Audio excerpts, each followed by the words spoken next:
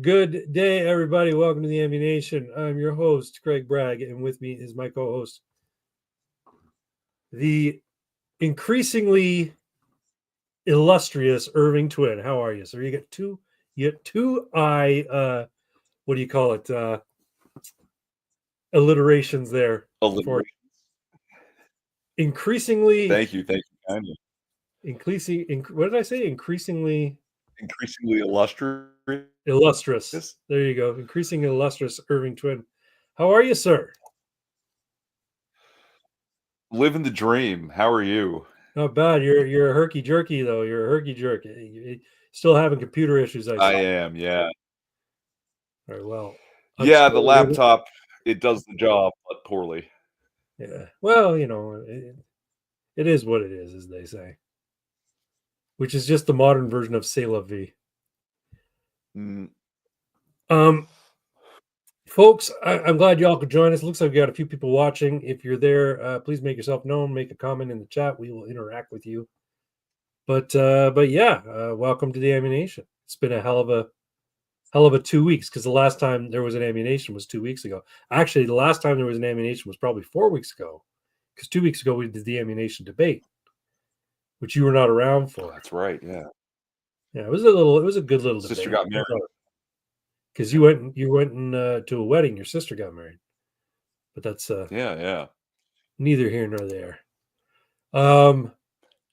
So this is the first Ammunation in a little while since Donald Trump, took office. And I got to say, man, I'm loving this timeline. I don't know about you. I'm told it's a wild ride. It has been a wild ride. You said you've been sort of like politically apathetic lately. And before we went live, I used the phrase, I've lost my joie de politique. Joie de politics, your joy of politics, yes. Well, I'm asking you to find some joy in it because we're in joyful times. I was trying to explain to you before we went live. You don't understand that this has been an altogether like a complete paradigm shift. Like we're in the beginning of a new era. I know you don't believe that, a new epoch, even, if you will. I don't know if you necessarily believe that. Most people I talk to don't believe it, but I've said this before. Donald Trump being elected to office again after surviving one, scary assassination attempt and a second almost failed attempt. Like I was a failed attempt, but you know what I mean? Like it was caught much earlier than was actually, of a threat. And the fact that he staged the biggest political comeback in recent history with him winning all swing states and winning the popular vote, which is not strange, but it's not common for Republicans to win the popular vote. I think the last one we did was Reagan. I think Reagan won the last popular vote. And yeah, I think we're living in the presence of the living monomyth, and he's about to bring about a complete paradigm shift in human history. And I think everybody needs to sort of realize the moment they're in. Or do you think I hope you're right. I'm sorry about the lag too. You'll have to please bear with me. I've become what I call a popcorn American. And Box Dogs says, "Yo, Evening, hey, Box. How you doing?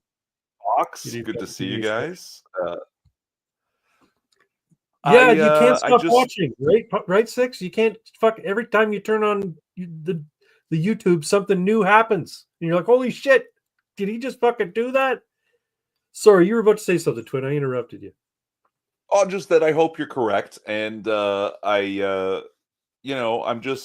remain unconvinced. Like I see that he's signing the papers and, they're cutting the financing to ridiculous things like transgender training for the Taliban and nonsense like that, which is great. Yeah, but transgender comic books in Nepal. Things are moving, but the end results remain to be seen, and we'll have to see, right? Like I'm just and honestly, Like, what's happening in America, I was for it. Great, good for them. But what's happening here is just ridiculous, and I don't know that Canada's going to survive this. You know what? Canada Man has some thoughts on it. He's talking. He's saying a lot of very cryptic stuff. Like he's got posts out there just saying, "Get ready," you know, like something's going down, you know. And he's also talking a lot about how I guess there's this Soon. video. Yeah, yeah, like soon. Yeah, there's this video out there talking about how Canada's constitution isn't even legitimate. Have you seen this video? It's called I've The not. Illusion. It's Sorry, called that Canada. delay is bad. Yeah, it's called Canada the Illusion, or Canada the myth that is Canada, or whatever. I can link it. Maybe we'll watch a little bit of it. But essentially, it comes down Sure. to how the ratification, the Constitution Act, and the ratification of the Constitution were not done under parliamentary law. They were done under something called basically maritime law. So they're not. It's not actually legit. I don't know. I mean, like I'm no legal scholar, but anyway. So he's been drawing, a comparison to that. How we actually need to ratify a whole new constitution and charter of rights. People have been ridiculing him, saying we already have one. I'm like, yeah, but we don't really. We have this document that says we have things that the government permits us to do until it tells us we can't. That's our charter of rights and freedoms. Yeah, you got these things that you can do. They're your rights as Canadians, unless we say you don't. That's what it says. So that's not a Bill of Rights. I have thoughts about that too. The Bill of Rights in the United States is inviolable. Oh my god, that delay is so bad. I'm sorry, Craig. Did you not hear what I said? Bear with me. You just keep running the show. I've got to try something. I'll be back in a few minutes. Right. Okay. So I'll keep going.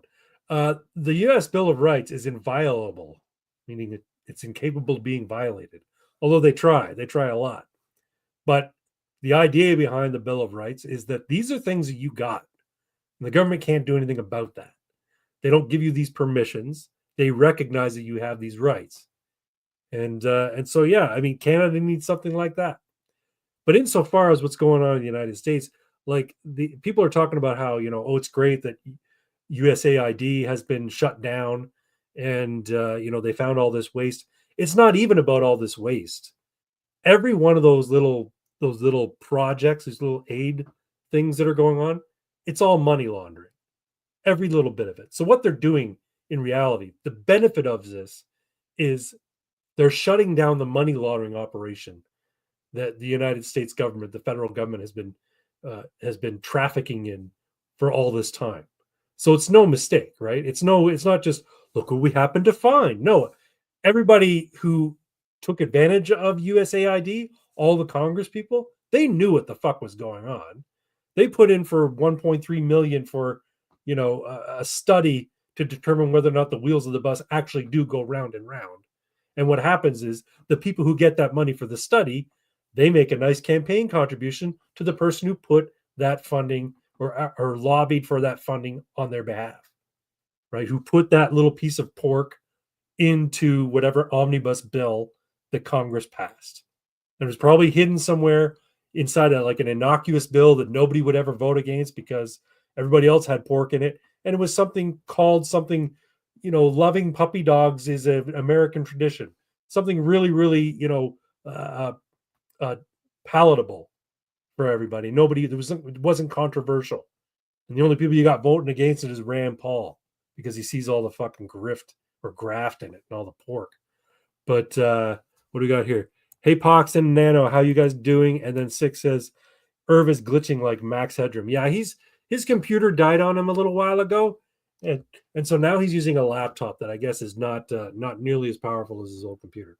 But anyway, so what I'm saying is that what's going on with Doge, and everybody's like so up in arms about Doge. What's going on with Doge is that it's not just finding waste, it's finding the corruption, and it's finding the graft, and it's finding the money laundering that's been going on in the federal government in the United States for forever now. Now Reaper says US aid or USAID is nothing more than a slush fund for the deep state. Absolutely. Absolutely. They used it. Not only that, but CIA went through the United States Agency for International Development. They used it to topple governments. They used it to, form coups and form revolutions. This whole thing has been, covert operations for the deep state, for the surveillance state, for the real black hats in the federal government. So big balls, yes. I'm trying to figure out what this is a reference to.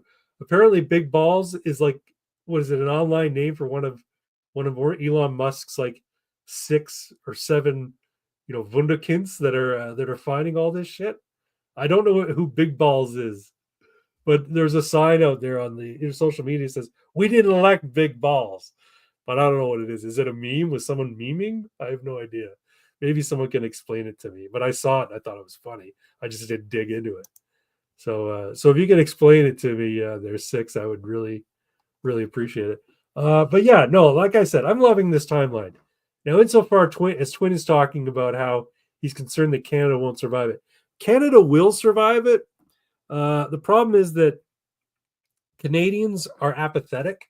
And the reason we're apathetic is we've been cowed into complacency because a bunch of years ago, our government promised us free healthcare.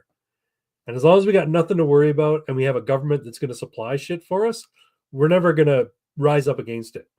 The one time we did, they brought out, police on horseback to trample grannies and knock them off their scooters in Ottawa in like sub-zero temperatures. So, okay, so yeah, he's one of those Elon guys. Viva Big Balls. That's that's awesome, man. That's awesome. I want to know what some of the other names are. Like Hard Archive would be a good one. There's a guy called Hard Archive on YouTube, and it's just funny. Anyway, speaking of YouTube, if you're not subscribed to Pox Toxic on YouTube, you should subscribe to Pox Toxic on YouTube. He's got some great Suno tracks that he's been putting out there. His latest one, I don't want to play it on the channel, but it's a tribute to Kanye West, or Ye as they call him. It's a tribute to him, and it's quite melodic. It's got a good beat, and you can dance to it. Anyway, so yes, I'm loving this timeline. I think everyone should get on board, should start paying attention, because what's going to be happening over the next 4 years, and it seems to be happening very quickly. Like Donald Trump's not wasting any time. He's not waiting until the midterms, so that the Republicans can weather the storm of a new administration and all that shit. I think he's taking advantage of the fact that this is his last run at this, and he's setting up the playing pieces on the chessboard to continue on his legacy. I fully believe that JD Vance is the best hope to continue on, assuming he's what he claims to be. And what he claims to be is a full-on Trump agenda guy, and he's really good against recruiters. He's actually better. Oh, looks like Twin's trying to get in here, but it says device is not connected. Oh, are we here? But he seems like he's legit, and if he is, then I think he'd be a good president in 2028. And I think Tulsi Gabbard should be his running mate. These two just ooze. I don't want to say incorruptibility, but they ooze genuineness. How about that? Oh, I'm having some heartburn. Twin, what do you got to say about Vance and Tulsi Gabbard in 2028?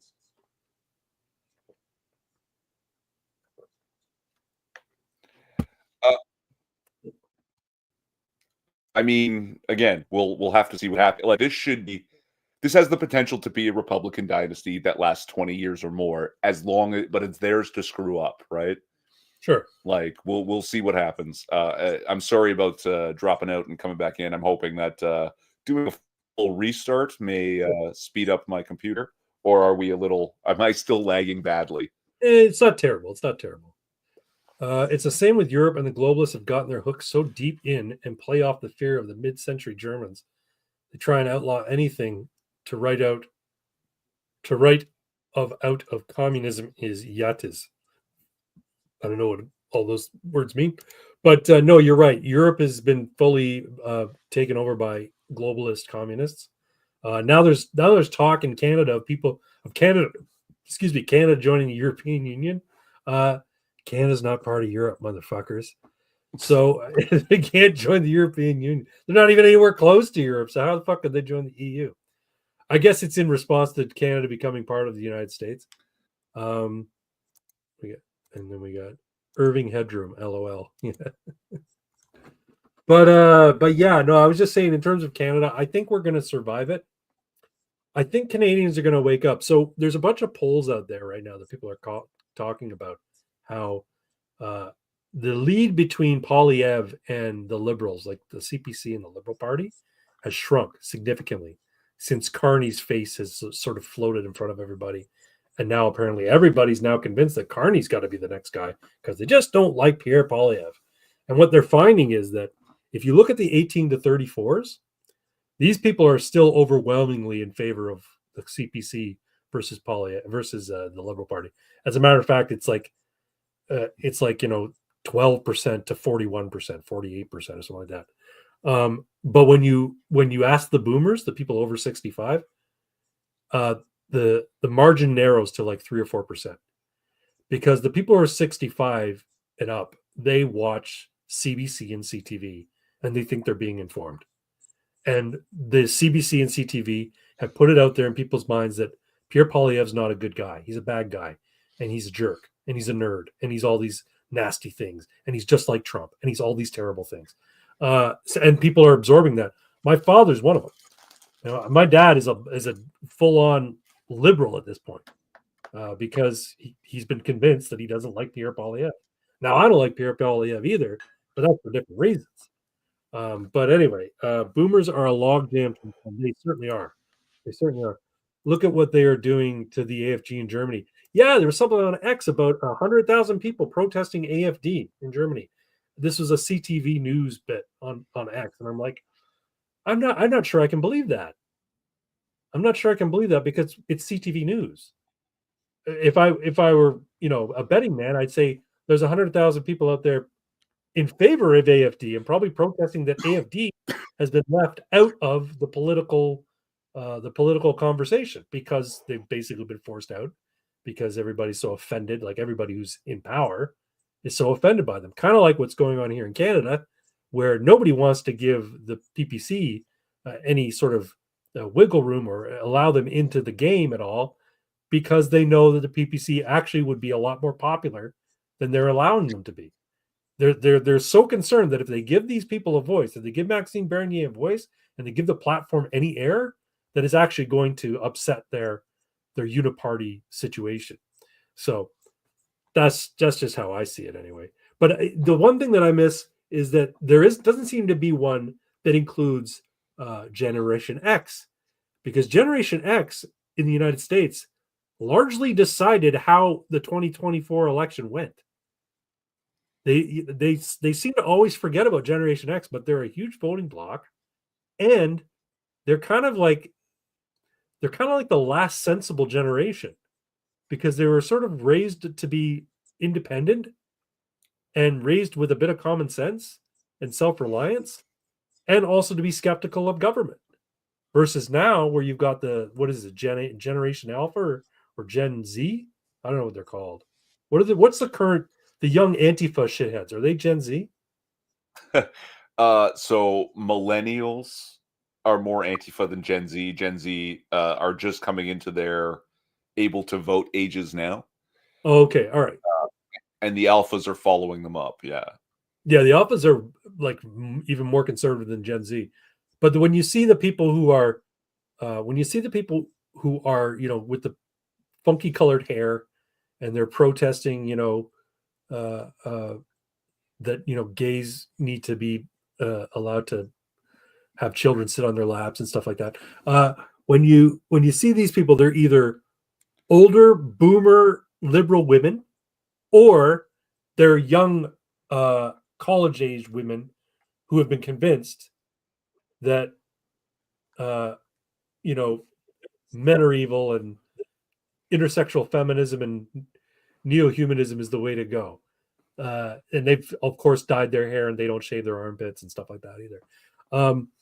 But yeah, this is how I see the sort of like generational political makeup. I think Gen X is largely conservative at this point. Would you agree? I don't know. I'm not sure. I mean, people blame the boomers, but I mean, for the past 20 years, Generation X has been voting, and they've been voting in Democrats in the States, liberals in Canada, anything but AFD in Germany, and so on and so forth, right? Like, they've come to their senses now, Yeah. but for decades, it was entirely their fault. Well, I think sure, I would agree with that. But here's the thing: I think the Democrats and the left have really they overplayed their hand. They foolishly are still standing with the insane politics. Like if you see what's been going on in the United States with the Democrats, protesting the closing of USAID, and the Democrats screaming about Elon Musk, their protests are falling on deaf ears because one, either people don't know what USAID is, or if they do know what USAID is, all they know is that it's wasting a shit ton of taxpayer money. And how the hell are the Democrats standing with wasting a shit ton of taxpayer money? And the reason they're standing with it is because it's their money laundering operation. That's how they fucking get paid. That's how, Nancy Pelosi, in addition to her insider trading, that's how these people who are on salaries of what 200 something thousand a year end up becoming multimillionaires after one term. We got a couple more. Gen X, we do shit our own way. We are not the generation to mess with. We want to be left alone.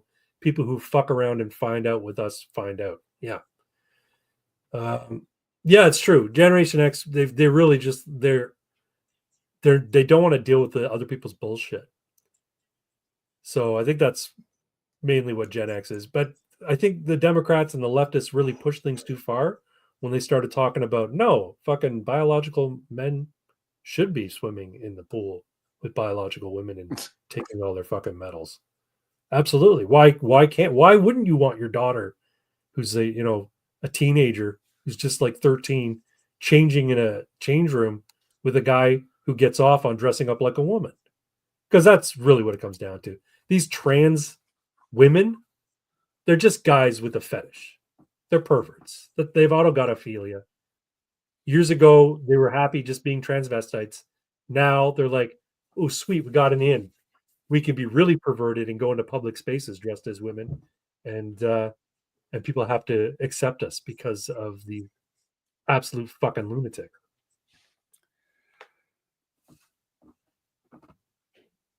I'm having a weird thought, maybe. Oh, you are? Maybe. Is this an Irving's oddity? It could be.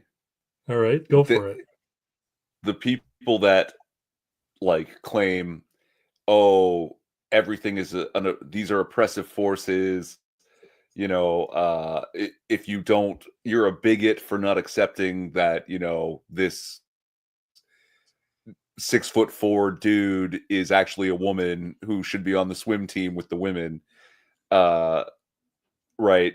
You're hateful. Everything you say, hate speech. They're actually filled with hatred. Yes. Because what they seem to hate is reality. That's right. They hate normalcy. For them, reality is but not even normalcy. Reality, the concept of objective reality, is an oppressive force that needs to be destroyed. Well, that's pure Marxism, right? That was drilled into their head by Marxists.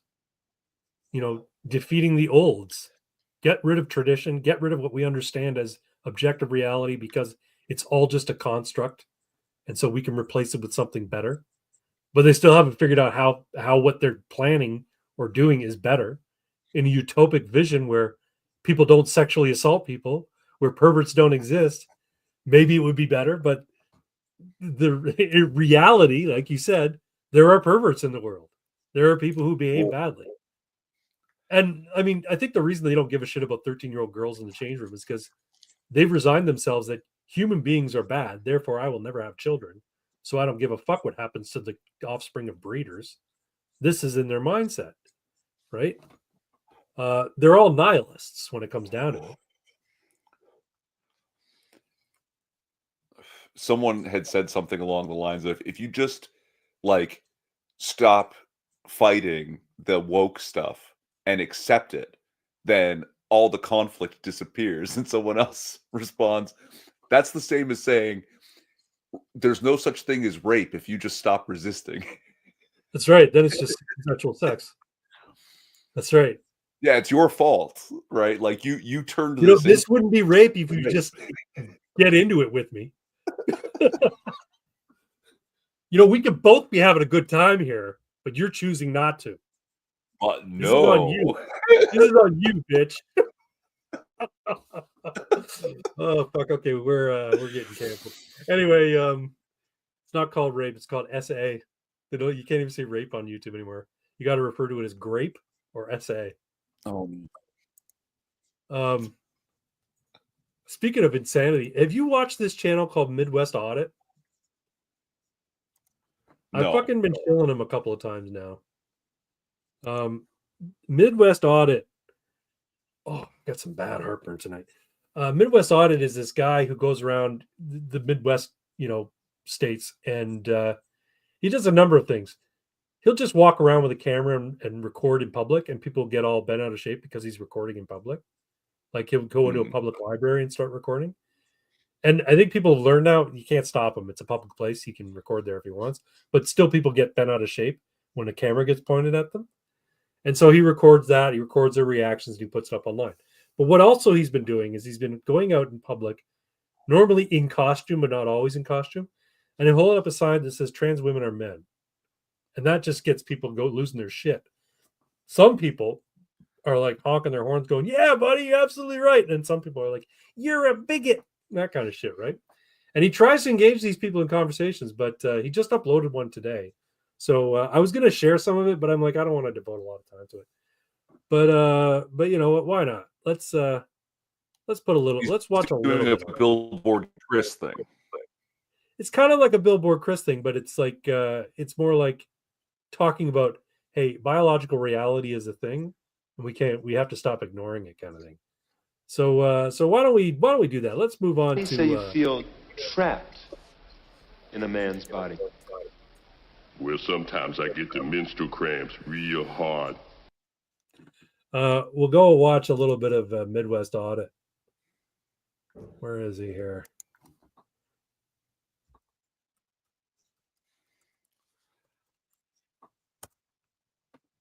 Yeah, this is the newest video. I'll share it here.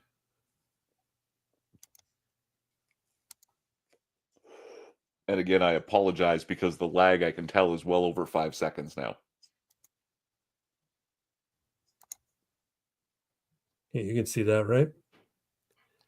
This is a long video, so we'll just show the beginning so you can see sort of the highlights of what you're going to see if you watch the whole video. 1 sec here. I want to go full screen. There we go.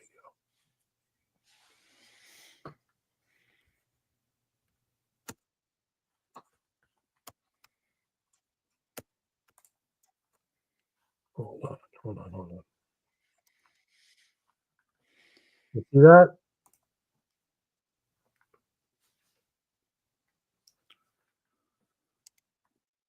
You know what? Maybe I'll go just larger. There we go. That's better. Because I can still keep my tabs open.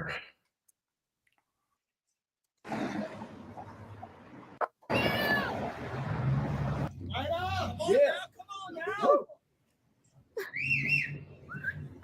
Come on. Let's go this way. Come on. Good job. Hi. Thanks. Thank you. Yeah, I got a big, I'm sure. Oh yeah. Thank you. Whoa. What's a man? Don't touch it. What's a man? What is a man then? An adult human male. Transform is not adult human males. So what's a man? I just said it. I just said it. It's not good. No. No, just reality. Nah, you just hate it. It's just reality. Spread love. Reality is love.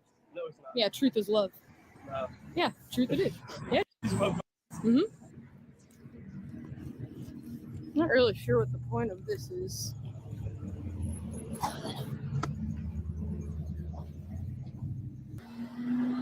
The people I want to see here with me, Nice hat. listening to my music, Okay.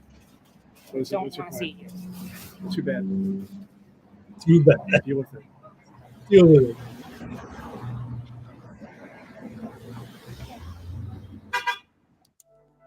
That's Midwest Audit.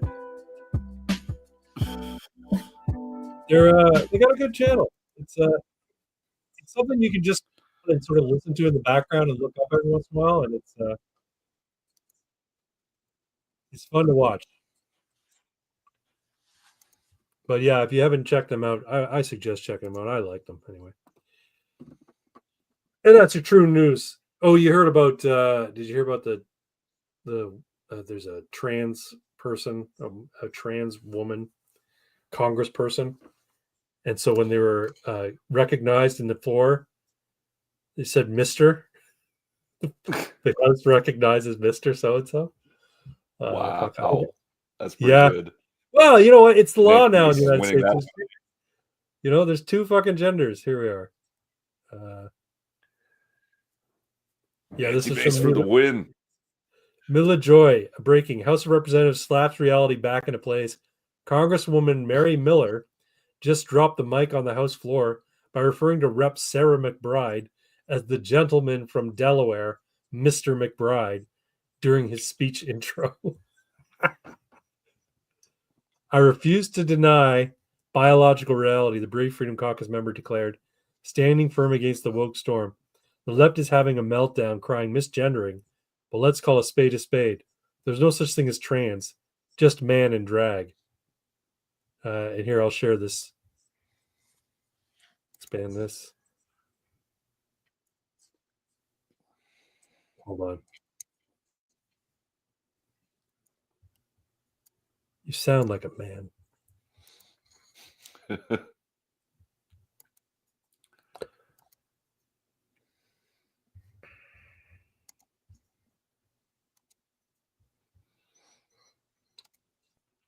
All right, you can see that. From Delaware, Mr. McBride for 5 minutes. Thank you, Madam Speaker. When I was elected, I promised to work with anyone who would help Delaware and Delawareans, and to stand up to anyone who seeks to harm my state. Instead of common ground, the Trump administration from day one has waged an unrelenting attack on working people in Delaware and across the country, seeking to freeze funding for first responders. Yeah, so you know what? Like, here's the thing: that dude can pass at a distance, but up close, you're seeing that Adam's apple, and you hear him talk, and you're like, "It's a fucking dude." It's like you're watching Austin Powers. That's a man, baby. Anyway, and that's your true news, everybody. But I think we should move on to. Oh, that's so disgusting. Oh my God, that's the worst thing I ever heard in my life. Jews news, everybody. So Donald Trump wants to buy Gaza Strip. Fuck. You see why I love this timeline? This is fucking hilarious. Here's how I equate it, okay? Correct me if I'm wrong, or you think I'm misreading the situation. Israel, his little kid at the kitchen table, Saturday morning, and he's eating a Pop-Tart. And the people of Palestine, the Palestinians, we'll call them, kid number 2. And he says, "You took the last Pop-Tart. That's my Pop-Tart." And kid number 1, Israel's, no, it's my Pop-Tart. Donald Trump walks in, grabs a Pop-Tart off the plate, starts munching on it and says, "What are you two fighting about again?" What it comes down to is this: for like a century now, almost a century, and for longer, really, but since Israel was formed as a so-called nation, they've been fighting, and they can't get their shit together. Nobody wants to get their shit together. The Israelis don't really want to get their shit together. The people who live in Palestine don't want to get their shit together, and they can't oust the negative forces in either of their political spheres to get their shit together.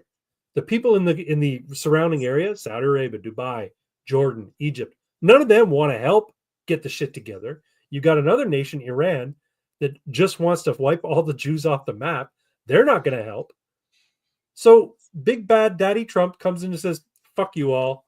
We're taking it over. These Palestinians got to get out while we rebuild Gaza," because it really is just it's a big fucking crater at this point. The Palestinians got to get the fuck out. We're going to rebuild it, and then it's going to be for everybody.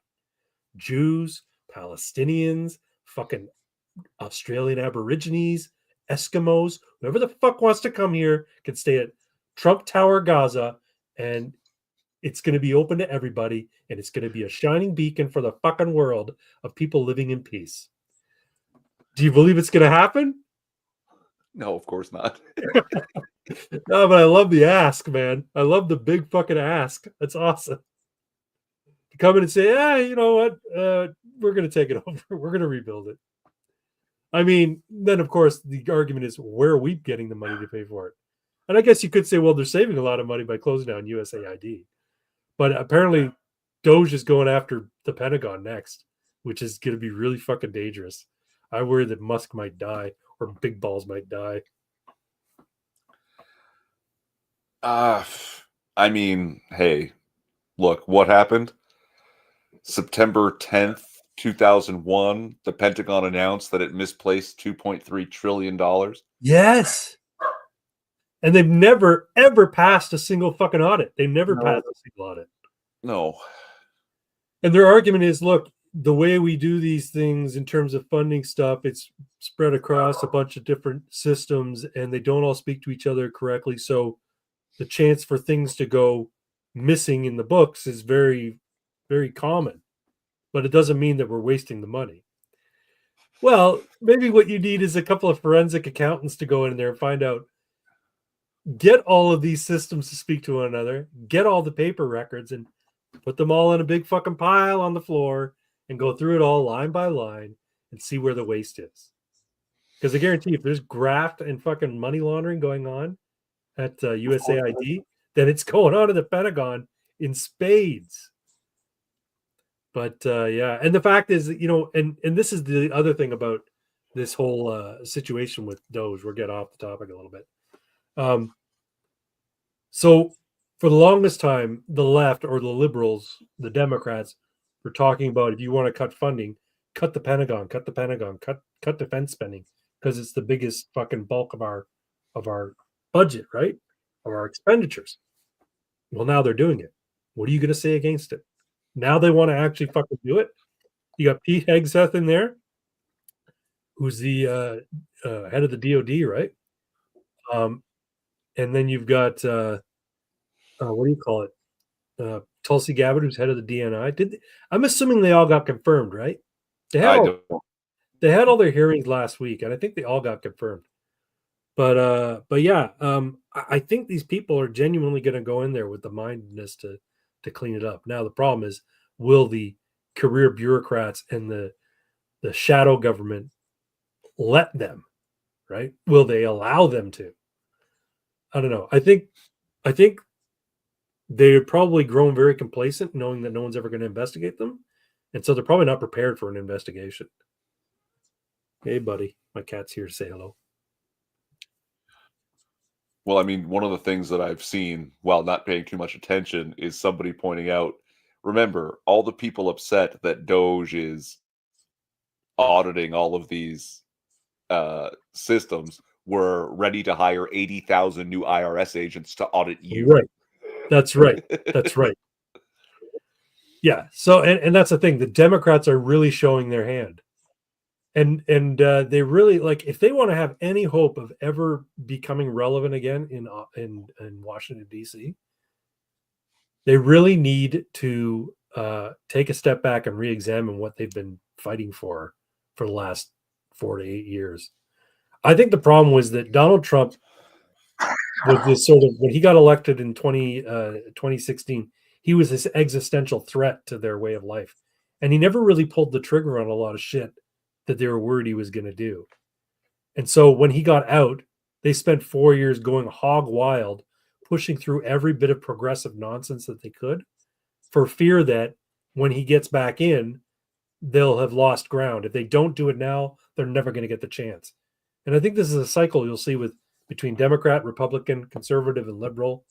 When the liberals do get power, they go a little fucking nuts, trying to move progressively forward. And what happens is it turns so many normal people off. It's like, whoa. That's a little too much, too quick. And then conservatives get back in. This is the cycle, right? But the Democrats and the liberals and the left, they've gone fucking completely batshit crazy with how, suicidally progressive they've decided to be. Yeah, there's some weird shit that's gone on, but this is more like wild conspiracy theory stuff. Like you guys remember Ocean Gate, right? Oh, that sub? Yeah. Yeah. So that week, that wasn't the only billionaire to die mysteriously. Yeah. Right. There was like 3 or 4 of them that week, and over a period of months, I think it was like over half a dozen. Wasn't it like a few billionaires in that fucking sub that died all of a sudden? And their bodies will never be recovered. But other places too. Like one of them died on a racetrack. Right. And like it was a weird week and a weird couple of months. And then suddenly Kamala Harris out of nowhere. Right. Like people aren't able to connect these dots, nor should they, because it's wild conspiracy theory. But I don't think Kamala Harris was ever the plan. I think in a global cabal of bad people in American government, right, the Democrat Party is far more infested with that than the Republicans. And with Donald Trump, they could actually start getting out of out from under certain thumbs in the Republican Party. Yep. But the Democrats were still very under the thumb of this. The thing is, it was 2 major factions, one sort of Clinton, one sort of Obama. Yeah. Right? With Biden as an Obama puppet. Yeah. And then during the chaos and murdering of, because, in a global cabal, they're not all good friends. They're actually, the moment they think they can get one over on another, they will attack each other. Did. And it left enough gap for someone to try and shove Kamala Harris into it as a third major faction now that fucked everything up. Yep. Right? Like, especially with Joe Biden going downhill. Right. And I think now they really can't, like, they'll shit talk, but there's not much they can do other than that except clean their own house. Yeah. And go ahead. wild conspiracy forward thinking, in the next short while you're going to hear Joe Biden passed away in his sleep. And shortly after that, maybe they'll separate it by a couple of months. Oh no, some weird car crash and Kamala Harris is also gone. And maybe a few others, I'm not sure who, but it'll be people that you don't know, like a bunch of their staffers and stuff. Yeah, I can see that. I don't think they'll kill Harris. I think what they'll do is they'll basically make it clear that Harris needs to shut the fuck up and disappear, or she will die. And they'll basically keep her quiet, like keep her perpetually quiet. People are talking about her. It's cleaner just to kill her. But it's not, because it raises questions. When people die, it raises questions. If she just goes away and shuts the fuck up, here's my thought with regards to that. Here's my thinking. Okay, so when the letter came out that Biden was stepping down from consideration for the nomination, the Democrat nomination, He's no longer going to run for re-election. One wasn't on his letterhead, wasn't on White House letterhead, and people looked at the signature and said it doesn't look like his signature. He doesn't name anybody to take his place, but then all of a sudden, a few hours later or a day later, a tweet comes out from his X account that, oh, Kamala Harris is going to succeed me as the nominee. My thought is this: Pelosi pushed Biden out using a false letter, and they basically said, you're gone. Like, it's already been put out.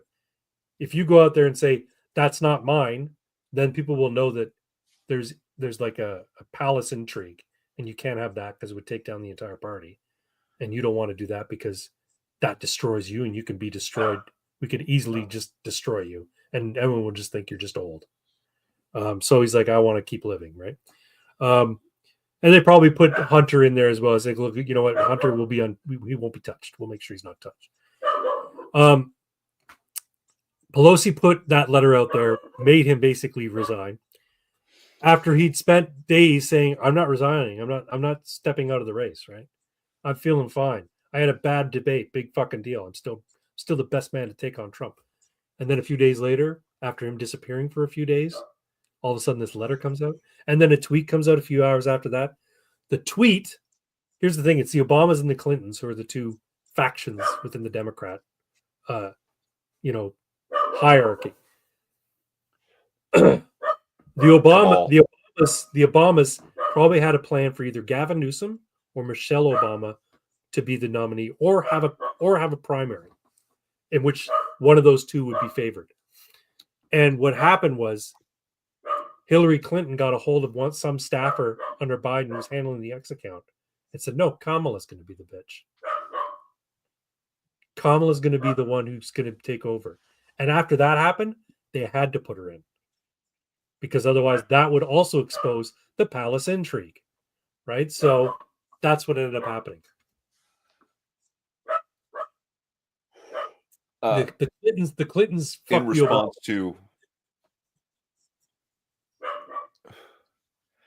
response to something you had mentioned earlier, that these deaths would raise too many questions. I think questions matter a lot less when there are fewer loose ends.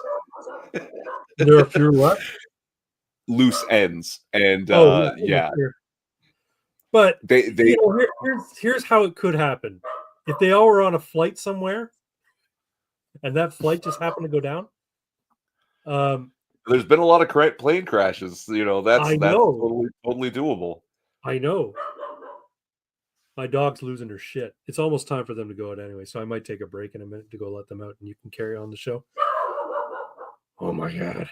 Well, I'll try, but with the lag and the herky jerkiness, that's going to be a terrible, terrible show. Sorry in advance. No, that's all right. Everybody be fine. Everybody be fine. We've got a few people watching. Hey, folks, make yourselves known in the comments. Say something here. Yeah, I think that if you just decided to kill all these people, one, it would look like Trump did it, which may be good. Maybe they're like, yeah, we'll kill him. It'll make it look like Trump's a bad guy. It'll make him look like he's like as bad as Putin kind of thing. Because I have a feeling a lot of people who died in Russia and it was blamed on Putin, it was probably other people who were against Putin trying to make him look bad, but also had an interest in that person dying, right? But who knows? Next 6 minutes says, in big balls we trust. Fox says, we are all big balls, but I've got the biggest balls of them all. And my balls are always bouncing from the left and to the right. All right, I'm going to turn my camera off real quick. My logo should pop up, and then Twin can carry on this this little conversation. I'll also mute my mic so you don't hear my dog barking or me talking. All right, see you in a bit, folks. Take it over. Take over to you, Twin. I'll try. I mean, again, apologies for any lag and herky jerkiness, people. I can't share comments, but I can read them. And we skipped Wag Me. We didn't do Wag Me today. No, he doesn't do Wag Me. What does he call it? Do you even lift, bro? Yeah. I'd like to get back to that at some point because, man, I don't even know. Like, I'm so not following the politics at all. Like, it's sort of in my peripheral. I can see some stuff, but like, whose name? Who got confirmed? I don't even know. What was that old dude's name? Robert something. He's like a health guy now. that's where I am on politics. Even in my own country, it's just terrible. Which is fine because we don't have a government right now, and that's barely a joke. They're literally just like shut down and not doing anything. It's stupid. And again, tell me, guys, what's Elon Musk been up to? I heard he hired some groyper that stole data or something. Is there any truth to that, or are people just being ridiculous?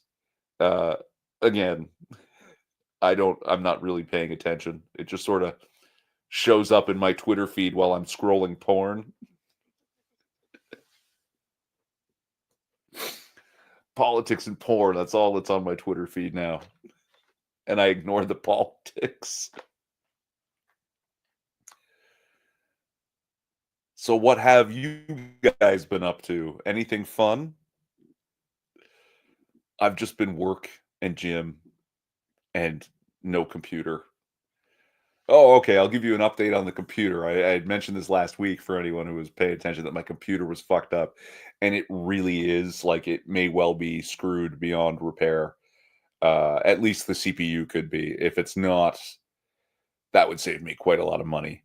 But yeah, like I brought it to the big boys. They were very excited with my CPU and my whole build. The guy is actually like an expert on my particular CPU. And he called over his buddy to look at my computer. Look, this is my dream build. So he seems really excited to actually work on that computer because he's never got a chance to work on that kind of CPU before.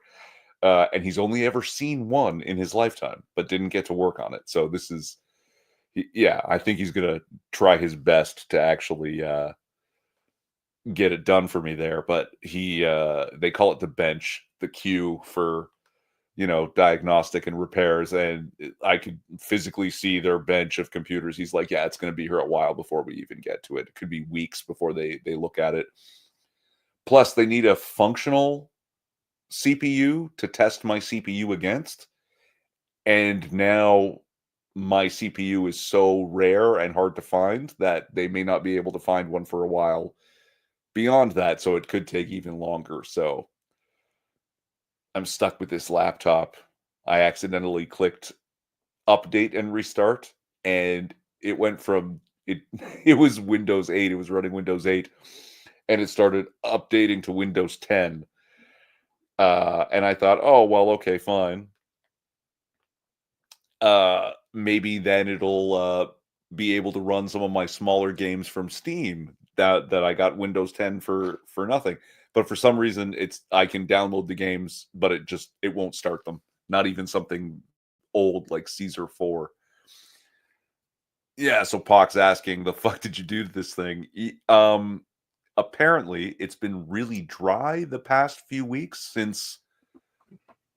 since January, I guess. And every time I get up to turn off, like I have multiple monitors, one of my monitors doesn't have a remote, so I have to press the power button. And as I'm touching the power button, I would discharge static electricity. The snap would be so loud you could hear it in the other room. And if it was dark, you can see the flash like lighting up the room. Sometimes if you're paying attention, you can see the little arc from your fingertip. But when I would touch this button, not only that monitor, but the other monitor and all the lights in the computer box would flash like off and on again. And this was happening for weeks. And I think I may have statically discharged, fried, I don't know, maybe the motherboard, maybe the CPU. Hopefully it's just the motherboard. But again, going to be a while till we find out. So, welcome back, Craig. Thank you, sir. Sorry to eat and stream, but Melina went to Costco today. Got these lean turkey pepperettes, and they're fucking delicious. Oh, good. because sometimes lean turkey replacements for cool stuff are terrible. No, these are good. Okay, good to know. Good to know. Speaking of, we didn't do even lift, bro. You're right. Or as we like to call it over here, do you even lift, bro? Oh, that's what you said. Yeah. How's your fitness journey going, sir? Slow this week. Yeah. Again, I've been feeling a little down, little run down, but you know, yeah, over that. That was a joke I made. He used to ride around on a fucking manhole cover and grow some dreadlocks, wear a blue overcoat. Sorry, keep going. I don't even understand this reference. He's a DC Comics character. He had a cartoon in the 90s. Oh, okay. I was thinking more of the video game Infamous, which was fantastic, by the way. Was a good game. But and of course, you know, I was pretty sad over the weekend with this computer issue that may end up costing me a whole lot of fucking money. So, of course, broke the diet, had to like eat an entire pizza to, you know, just some real comfort food. I hear you. I've been really good on my diet lately. Still quite a bit of weight to go, but I've been really good on it. Yeah, and you know, it's.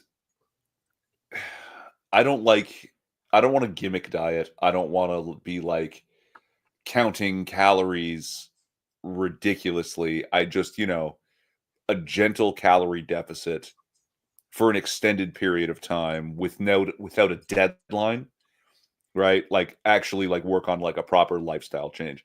Because like this is something I've noticed because I'm not following, but I'm paying attention to more like fitness influencers, I guess you call them, right? And something I'm noticing about basically all of them, well, they're lucky enough to have created a following that now they can do this for a living, right? So they have a lot of time. They can literally dedicate their lives and livelihoods to this. Most people can't.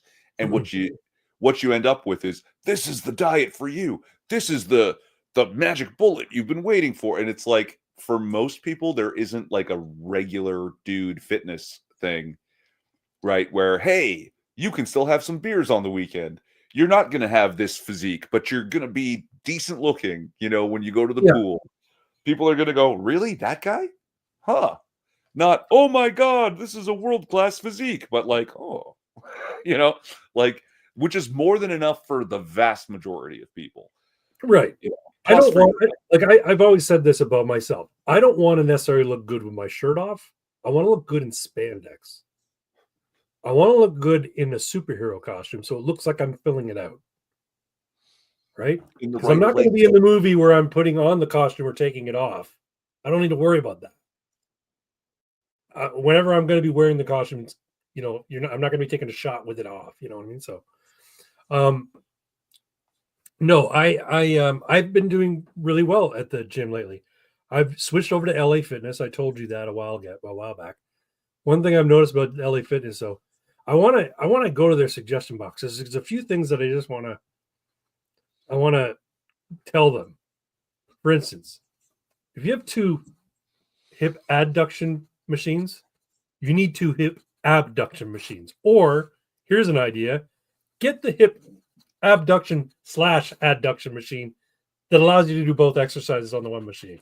The good girl, bad girl machine. They make them both, right? Yeah. So anyway, so my gym has 2 hip adduction, but only 1 hip abduction machine. I'm like, you need to have 1 of each if you're gonna have both. And then they've got 2 glute kickback machines. And I'm like, nobody ever uses the goddamn glute kickback machine except me. Why do you have 2 of those fucking things? Anyway, so yeah, that's that I wanted to suggest. Also, the etiquette there, because LA Fitness, because they're very affordable, it's a lot of teenagers go to this gym.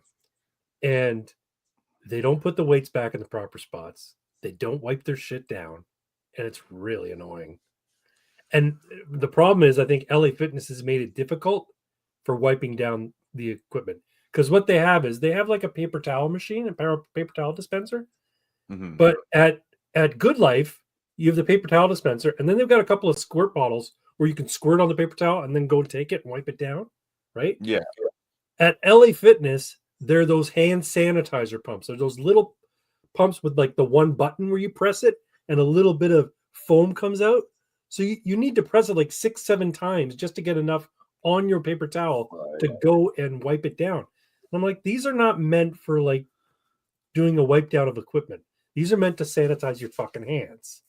So yeah, there's a couple things that annoy me. They don't have a turf area, but they do have a basketball court. I'm like, I mean, I guess it's nice to have a basketball court for people who want to play basketball, but wouldn't a turf area be more universally,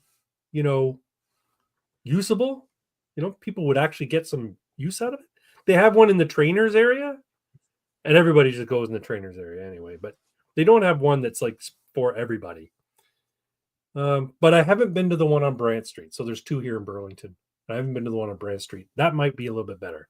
They do have a nice pool. I haven't used it yet, but yeah, those are my concerns or criticisms for LA Fitness.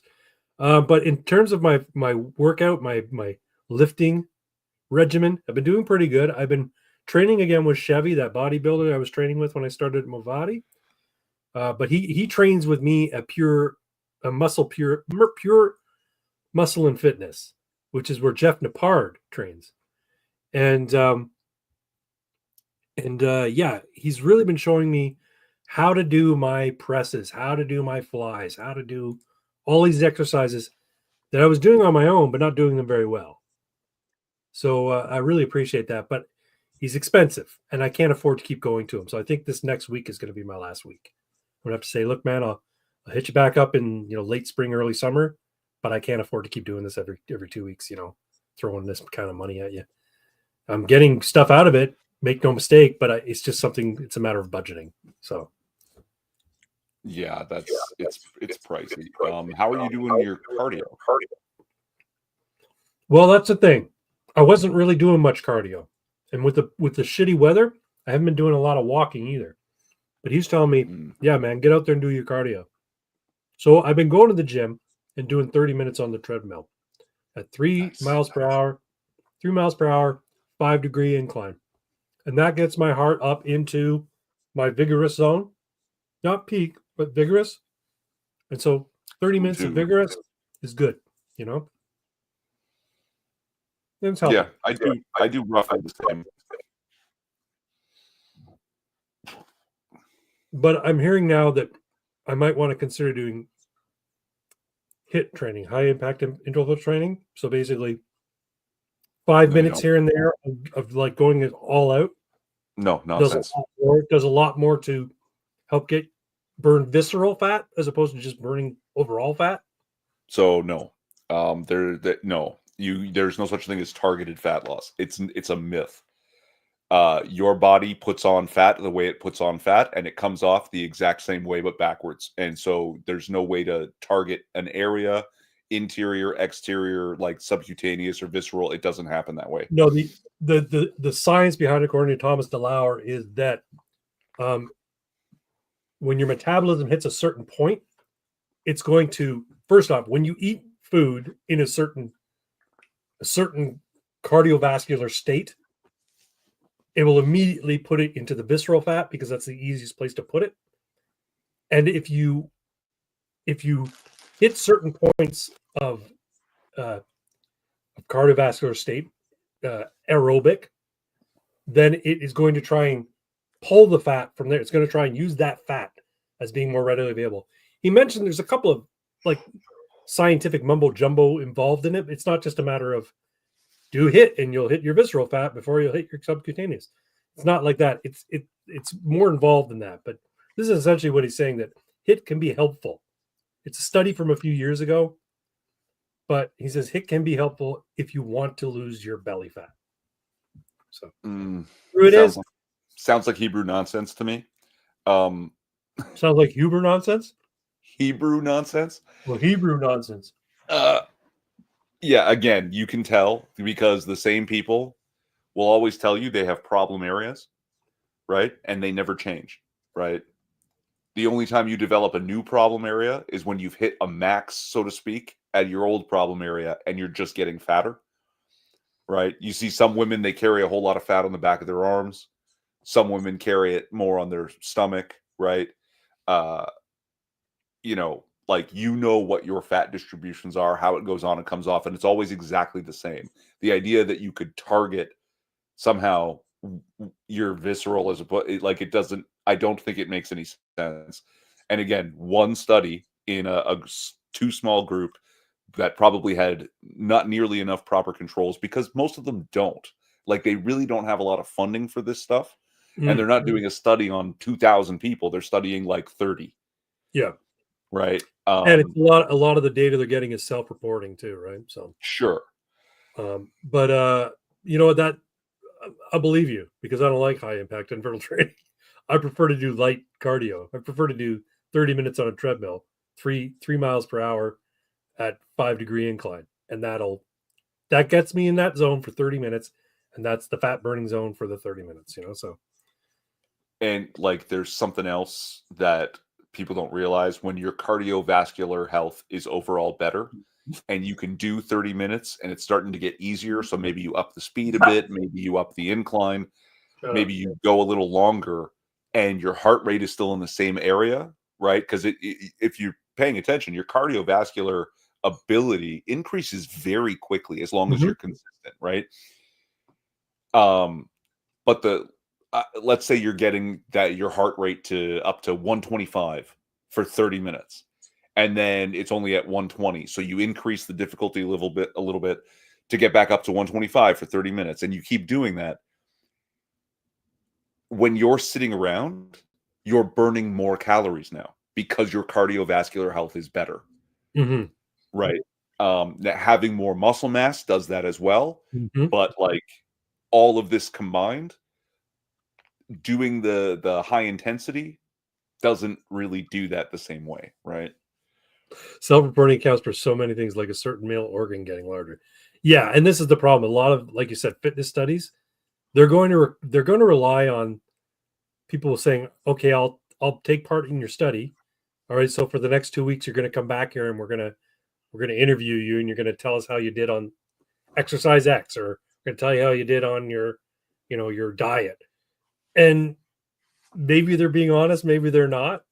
You assume they are because they agreed to participate in the study. But and then we'll measure you. Well, the only thing that you're actually getting hard data on is when you get the calipers out. That's your hard data. Everything else that they're giving you is very subjective, right? So it's like when in a courtroom, witness testimony counts for less than DNA evidence and fucking fingerprints and security camera footage, right? They all make more of an argument than witness testimony. So anyway, but yeah, I've been enjoying it. I've been doing better. I can see my chest now. I was saying to Irv before we started, on Thursday I was training my chest, and after doing the second chest exercise with my trainer, I looked in the mirror at the gym and like I was swole, as they say. And I'm like, my chest feels huge. And he's like, yeah, it's full of blood.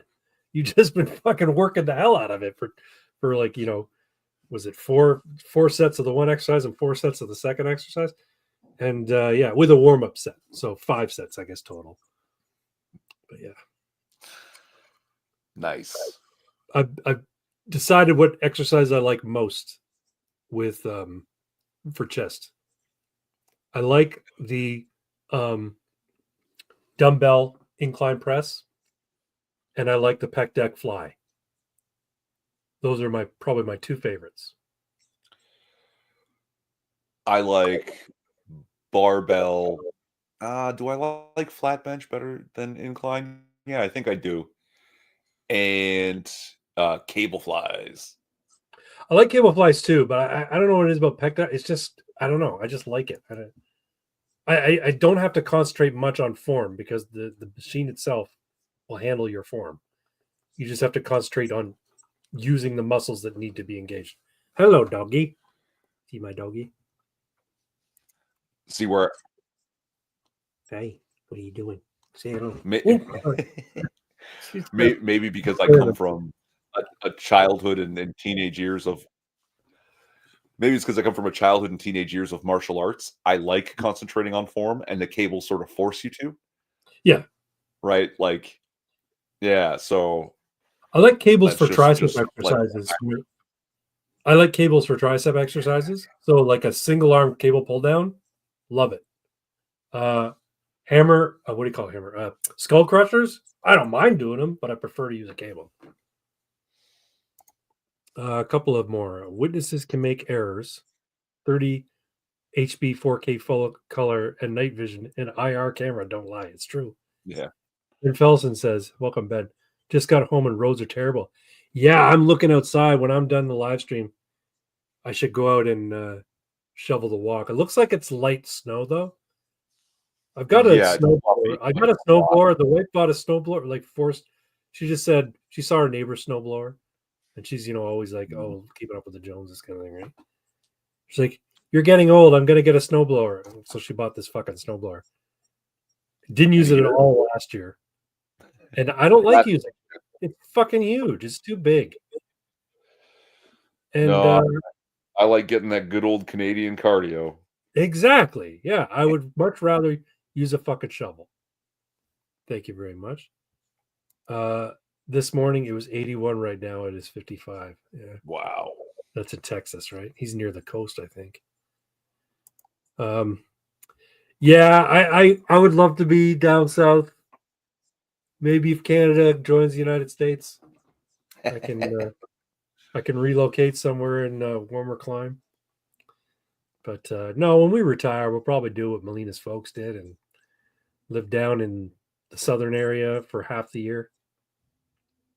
Maybe I don't want to go Florida though. Fuck, Florida seems like such a pain in the ass.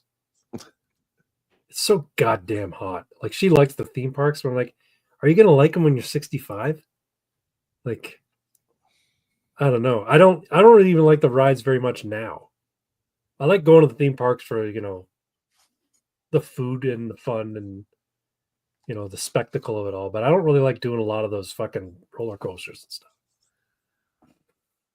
Florida has lots of lizards. Yes, they do. Yes, they do. They'll eat your bugs.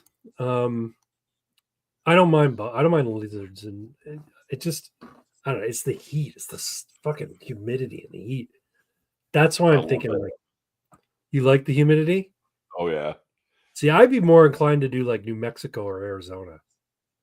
Nice dry heat. I don't mind it dry either, but just hot and Yeah, hot. Texas. I prefer heat to cold. I'm not gonna lie. I don't like Canadian winter at all. I don't fucking play winter sports. I don't skate. I don't fucking play hockey. I don't ski. I don't snowboard. What the fuck am I doing here? Anyway. Just shoveling snow. Yeah, that's it. It's a good workout. There you go. The theme park keeps going up in price. Yes, it does. Yeah. Yeah, we like Universal more than we like Disney. Disney's a bit of a fucking ripoff. But we like Universal. And there's new shit coming in Universal as well. There's a new park. A whole new park, eh? Yeah. I wouldn't know. Follow into that. Melina's all over that shit. She follows YouTubers who go to the theme parks and try out the different foods and stuff like that. Interesting. There is kind of a theme park thing coming up that I'm very interested in.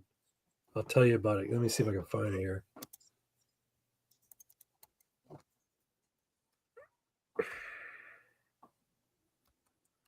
It's called D&D Immersive Quest. Oh yeah.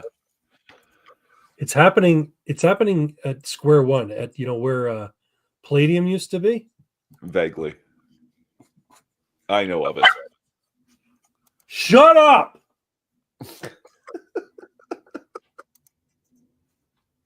She's being really bad.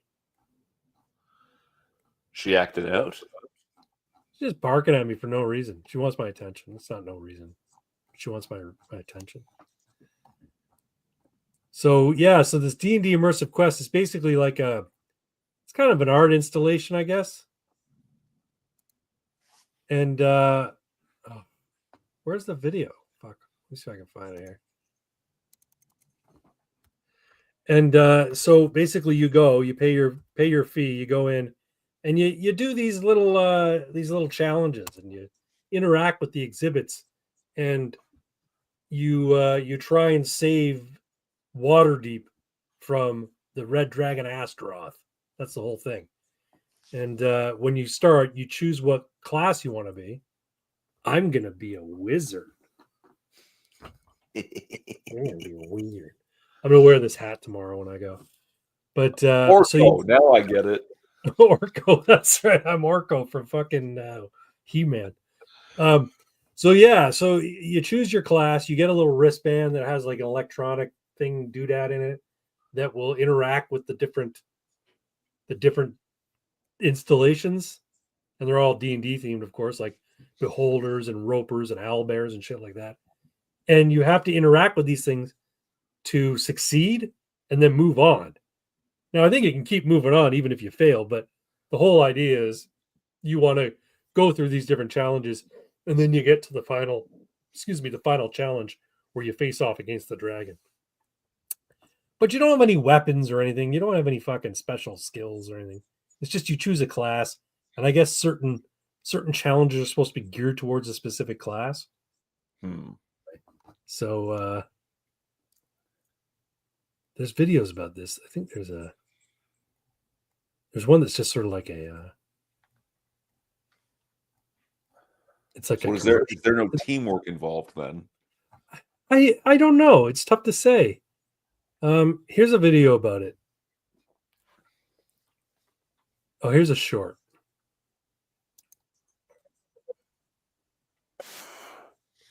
Hold on.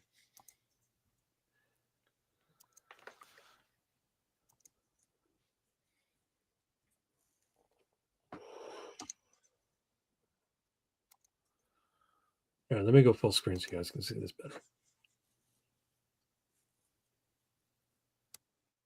See that? Can you see it? We do. Right, here we go.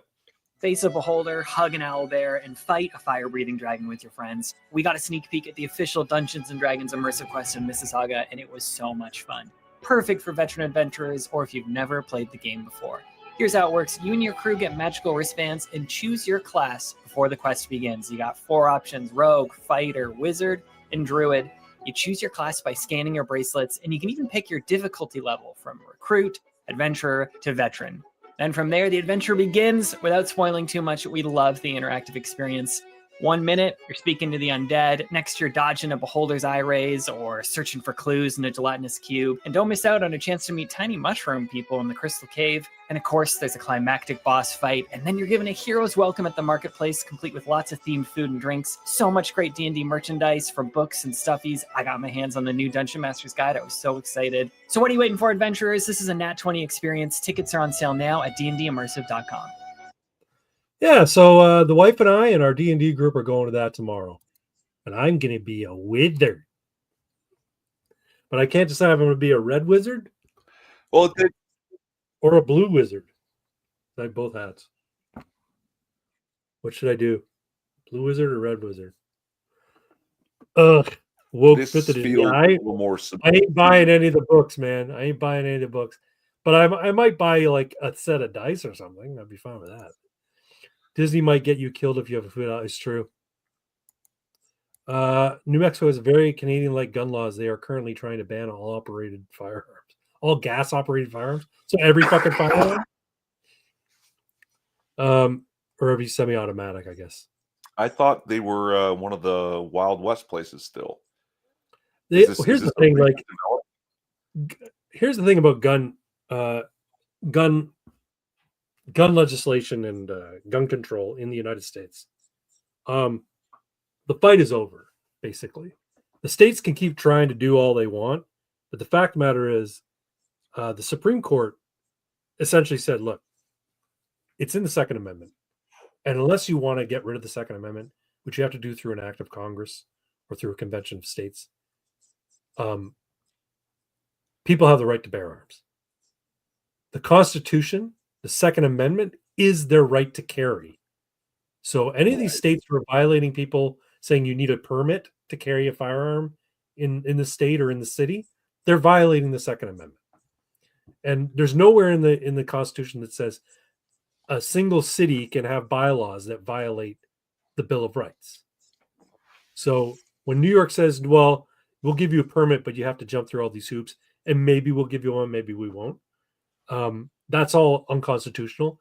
And all it's going to take now is just a series of lawsuits for people to fight these unjust bylaws and prohibitions, and have it go ultimately to the state Supreme Court, and then ultimately to the U.S. Supreme Court, where they'll say, no, you fuck it. You must be if you're going to have a permitting system for people to carry firearms in the city of New York, let's say, it must be a shall issue system. Anybody who asks for one gets one. That's all there is to it. Unless, of course, they've demonstrated that they're a felon, or there's the reason why they shouldn't be able to have one. Fine. But yeah, too many hippies. Yeah, there are too many fucking hippies, especially in D&D. Have you seen some of the horseshit coming out of the D&D? It's No. gay as hell. It's utter faggotry. It's just fucking awful. So I've told my friends, my group, we're not playing for they're gonna see that shit there tomorrow. Look, it's Venger on the cover of the the new 2024 edition of Dungeons and Dragons. Craig, you should buy this. I'm like, I ain't spending one fucking penny on that shit.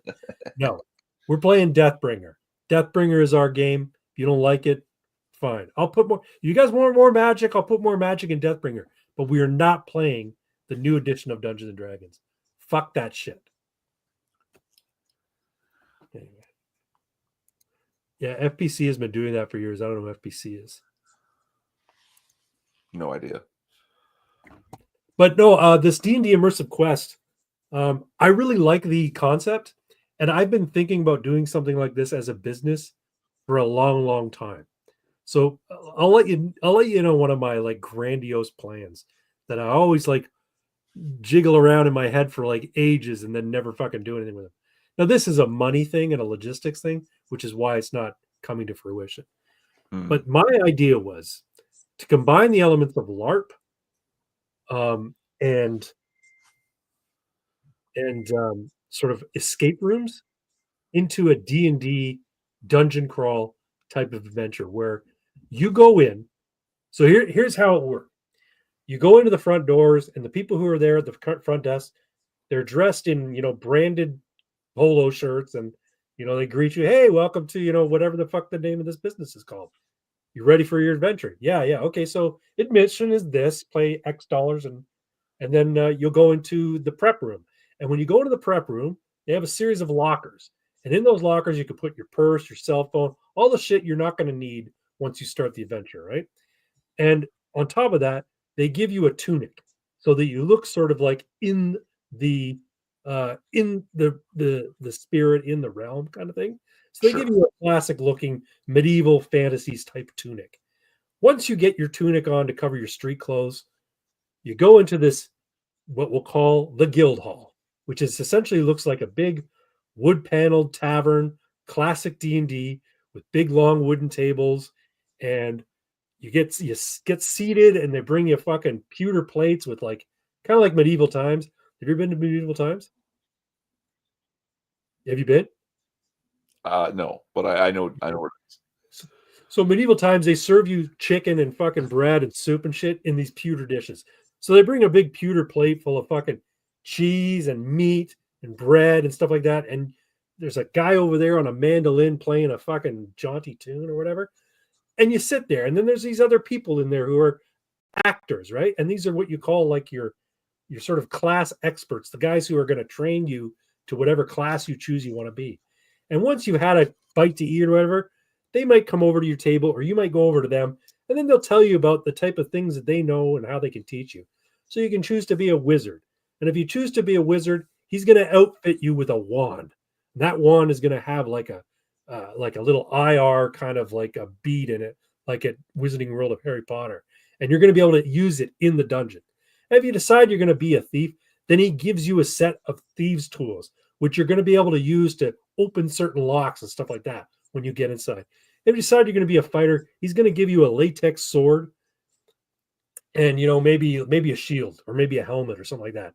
If you decide you're going to be a priest or an alchemist or something like that, you'll get all the accoutrements for the different class. And then when you go in the dungeon, you'll eventually get, sent on a quest. A portal will open. So you have to go in there and save the kingdom or whatever fuck it is. And you go on this quest and you get into this dungeon. And what it is, it's a series of chambers and hallways that are dressed up to look like legit fantasy dungeons, right? And it's pitch black with maybe just a few like lights from like torches or lanterns, whatever. And so you have to basically navigate this thing. You've got to try and find secret doors. You got to find where the trap triggers are. And actors come out with their own latex weapons, and they're dressed like orcs or they're dressed like goblins, whatever. And you got to fight them. And you got to make your way through this fucking dungeon until you get to the area where you get the treasure, and then you finish the fucking quest.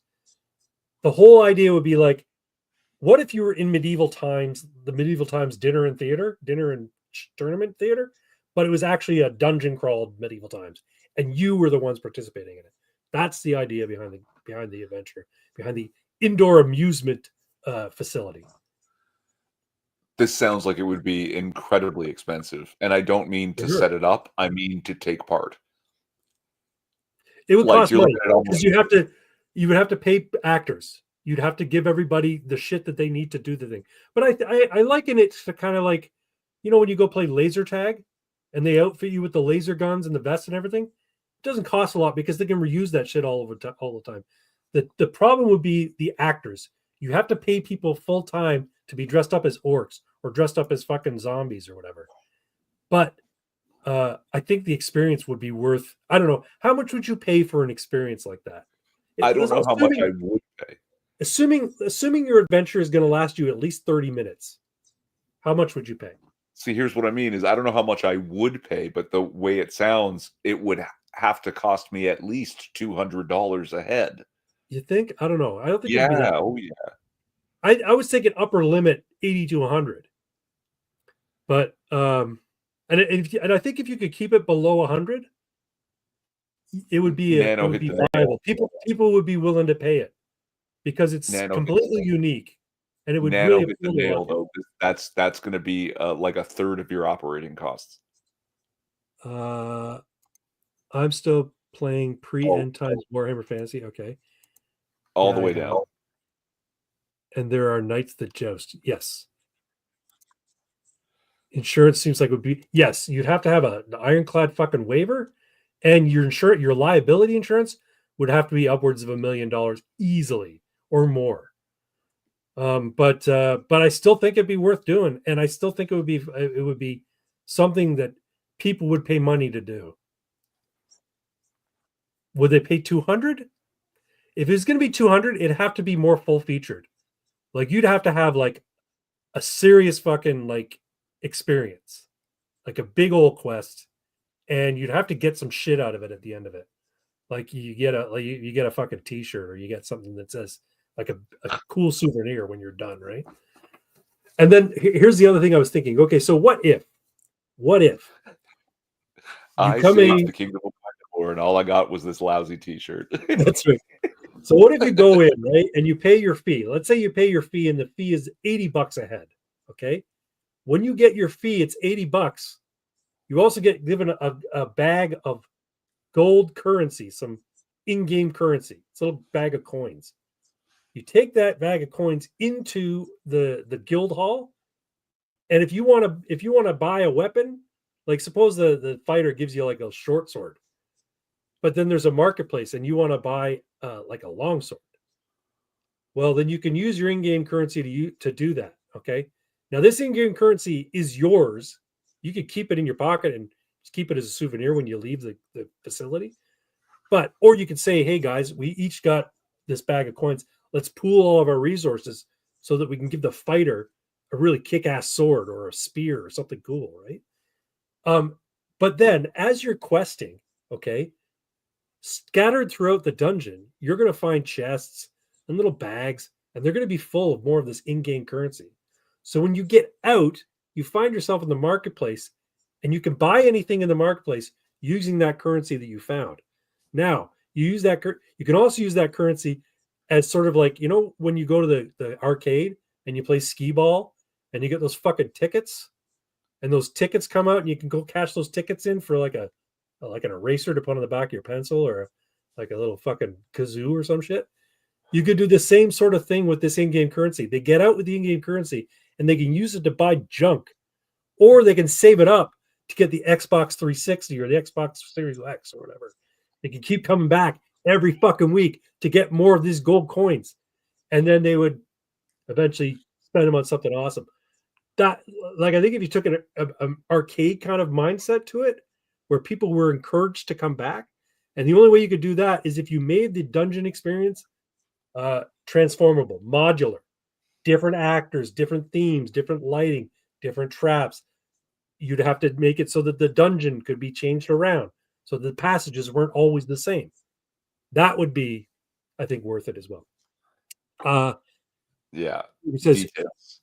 you will have launder all wardrobe between each clients, and Lord help you if you don't have the size that would fit some land whale who uses you, who sues you because you couldn't accommodate their needs. Well, that's the thing. I think the waiver, we might do it like, when you're going ziplining, because here's the thing. My idea behind this is your traps aren't just going to be like step on the wrong plate and, a horn blares and you're like, oh, you'll set off the trap. No, I want fucking pit traps where you fall into a ball of fucking ball, like a pit of those ball pit balls, right? Or you Foam. fall you fall into foam, like those trampoline parks you go to, right? Where you have to be fit. You don't see land whales going to the trampoline parks because they can't accommodate them. So maybe when you sign the waiver, you have to be weighed and say, look, you're over 250 pounds or you're over 300 pounds. You can't participate in this experience because it's physically demanding and there's a chance of injury. I don't want to get too deep into the weeds on this, but the knee and ankle injuries alone would be this is it, right? This has to be explained to the people when they sign up and they sit in that room for preparation. It's a physical experience. You need to be in decent physical shape. You have to be aware that you could suffer an injury, but we think it's worth it. And if you want to proceed, sign this waiver. Like, you just have to, basically you have to give them informed consent to do what's going to happen. Someone's going to come at you with a foam sword and try and hit you with it. And you have to try and defeat them. Like, people have to be aware of what they're getting into. So, because there's this place over by Movati called Activate. So what this is it's kind of like an escape room, but it's all athletically related. So each room is locked out until you perform a certain number of athletic tasks. And it could be climbing, it could be bounding, it could be sinking baskets, it could be, jumping from lighted square to other lighted square in a certain amount of time. So, and people have to sign waivers to involve themselves in these physical activities. So it'd be the same thing, right? You'd say, look, this experience isn't just for, like, maybe you can have something that's for kids and people who aren't necessarily into the whole physical aspect of it, where they just want to wander through a castle and see the fucking dragon animatronic or meet some goblins or some shit. But for the full experience, it's like you're playing live action Dungeons and Dragons against actors who are going to pretend to try and kill you. And this is what you're getting into. So there are traps. You could fall down a 10-foot pit into some foam. Be prepared for that. No, 10-foot, Jesus. What? You're out of your fucking mind. You've seen those trampoline parks, right? You've seen the trampoline parks. People jump from 10 feet all the fucking time on the trampoline. Yeah, when they mean to, a surprise 10-foot drop, even into the protective foam, is all knee and ankle injuries every time. It'll be every time. I'm sure that people at the trampoline parks fall when they don't mean to fall or jump wrong. Right? And they get injured. Yes. And that's why they sign waivers. No. I mean, the idea is fun, but we're getting too hung up in the details here, man. No, I think the problem is that people have become too fucking worried about liability and injury to enjoy a good fucking time. There's a reason people wear goggles when they play airsoft, right? Because you don't want to lose an eye. And if you have very strict rules about conduct in these facilities, then there shouldn't be any injuries. So, for instance, when I go play airsoft at Balahac, right? They say if the marshals see you even playing with your fucking eye gear while you're out on the field in the danger zone, you will be ejected and you won't be invited back. You'll be told you can't come back. If you need to adjust your eyewear, you go to the parking lot and adjust your eyewear. You don't even fucking touch it. It should be on your eyes and never move. So you just have to be very, very explicit with about what the expectations are for injury, what the expectations are for conduct, and people who are into it will pay to do it. Look, there's a guy in fucking the United States. I think it's in, I don't know, Ohio or some shit. I know he got shut down, where he had the most scary house experience, haunted house experience you could go through, where, you know, they'll do fucking dental work on you. And originally it was like, you just had to do it as a dare. Could you fucking survive it? Will you tap out, kind of thing? And then he started offering, if you do it, you'll win $10,000. But he never paid it out because nobody could do it, because basically they tortured the fucking guy. But if it's out there, that's how it was going on. They're basically saying, yeah, you sign this waiver, you come in here, you agree to let us do whatever the fuck we want to you, and it's all under the auspices of this is a haunted house. But really what it was like this thematic torture chamber. And people would eventually go, fuck that, you know, get away from my eye. You know, somebody would come at you with a drill and it would get really close to your eye. You know what I mean? So we got Average Asia in the house. Howdy, y'all. Hey, Average Asia. Good to see you. And so the idea is that basically people who are willing to put themselves at risk for fun should have that opportunity. And I think that this type of indoor entertainment facility is a viable business model. It just needs to be done correctly, and it needs to be done with all the I's dotted and all the T's crossed, just so that lawyers are happy, so that the insurance companies are happy, and so that the people you're leasing the spot from are happy. Nano also points out that perhaps a D&D themed adventure will attract people that are not exactly physically fit. Well, that's the thing. I wouldn't market it as D&D. I would use every word except Dungeons and Dragons in terms of the marketing. Fantasy adventure, dungeon crawl, something along those lines, or catacomb fucking cavalcade. I don't know, but it would be something that's terrible name. It's but like an escape room, but it hurts you. It's like an escape room, but it's dangerous, and it's fantasy themed. A fantasy themed escape room with real life combat. That sounds like fun to me. I don't know. That's just me though. It does sound like fun, but I don't know if it's viable. And again, we're lost in the weeds on this one now. Let's. I'm just talking about all sorts of shit. Yeah, well, this is the Ammunation. We talk about whatever the hell we want. I don't have any other topics to talk about anyway. Do I? We did Loving This Timeline. We did Irving's Oddities. We did Jews News. We did True News. We did Do You Even Lift, Bro? We haven't done jokes, and we haven't done final thoughts. Have you got anything else you want to talk about? I mean, are you playing anything lately? Are you playing Elite Dangerous? No, I can't. You know, on the laptop, even though I updated to Windows 10 by accident, I still can't play any of my Steam games on it for some reason. Maybe it's the integrated graphics card, and it's no longer supported. So I have a PS3 I pulled out. Play some Skyrim. No, not even. I'm playing the shittiest Civilization ever made, and man, is it fun! We can talk about gaming a little bit. Have you heard about this Kingdom Come 2 nonsense? No. It's full of